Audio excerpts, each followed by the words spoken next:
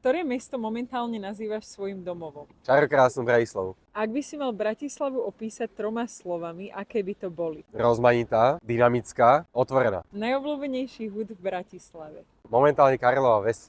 Skrytý klenot, o ktorom málo kto vie. To je ťažká otázka, ale Lurdská jaskyňa? Najmenej obľúbené miesto v Bratislave. Shopping mally cez víkend. Čo v Bratislave nenájdeš nikde inde na svete? Tak to sú podľa mňa zmrzlinárne a výberové kaviarne na meter štvorcový. Najkrajšie miesto na rande. Lesy pri La Franconi k Dunaju, ak sú tie plážičky, tak tam akože sa pomotkať a mojkať. Najobľúbenejšie miesto na trávenie času s deťmi. Tak jednoznačne železná studnička, to ako táto devíza Bratislavy, že máme Karpaty MHDčkou, je úžasná. Najlepšie káva. Najlepšia káva podľa mojej manželky, keďže ja kávu nepijem, bude asi v Blakeu alebo v Blue Monday.